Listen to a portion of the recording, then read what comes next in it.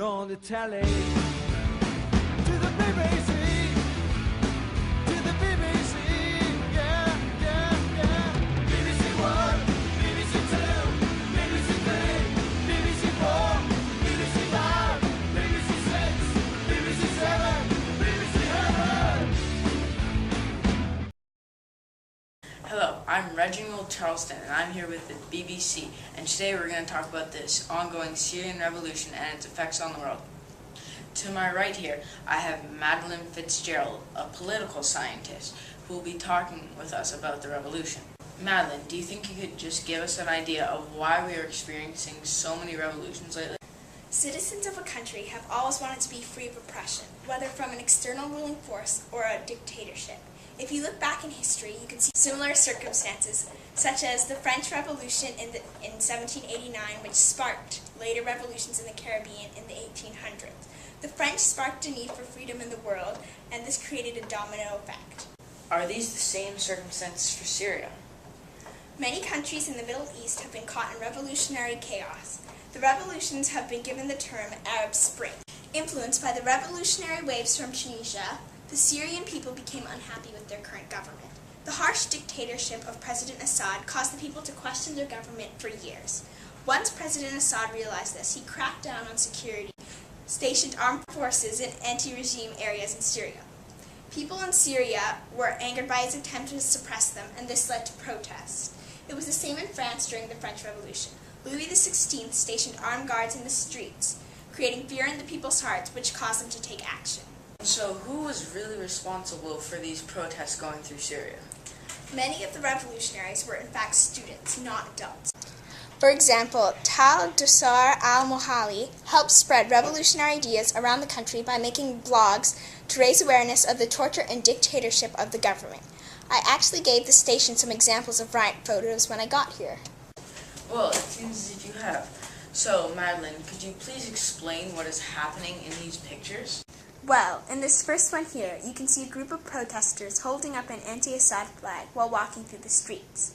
In this second one, you can briefly make out Assad's face on the piece of burning paper. Obviously a way for this particular protester to send a strong message.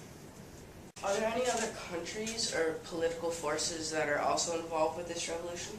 Other countries have not yet intervened in this Syrian revolution, but within Syria there is a group of military deserters known as the Free Syrian Army, whose goal, according to their founding statement, is to work hand in hand with the people to achieve freedom and dignity, topple the regime, protect the revolution and the country's resources, and stand up to the irresponsible military machine which is protecting the regime. They use guerrilla warfare to target and attack military units that are planning to attack protesters. Here we have footage of the military use that Assad is using to keep back the protesters.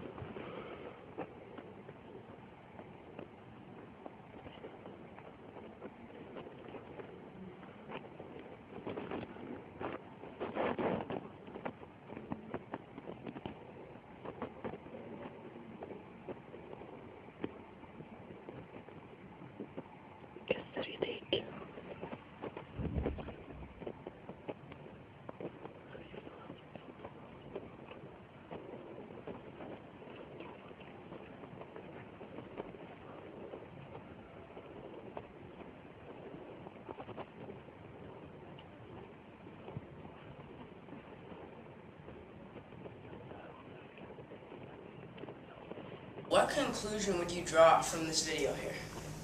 Well, it definitely illustrates the use of military forces to suppress protests. So, what makes Syria unique from the rest of the revolutions going on in the Middle East right now? The revolution in Syria is different because the majority of protests have been peaceful. There is only one situation, to my knowledge, that has turned to violence. On August 22nd, opposition supporters staged a protest at Clock Square, and when security forces tried to disperse the protesters responded by throwing stones. Madeline, the thing that everyone wants to know is, what is the future for Syria? Well, at the time being, it seems as if the Syrian Revolution is heading in the same direction as the French Revolution. Assad will probably step down from power like King Louis XVI to help keep the peace among the people. But when that happens, Syria will have no government to follow and the country will erupt in chaos. From there, only the future can tell us what will happen. Well, thanks again, Madeline, for your insights on the ongoing Syrian revolution.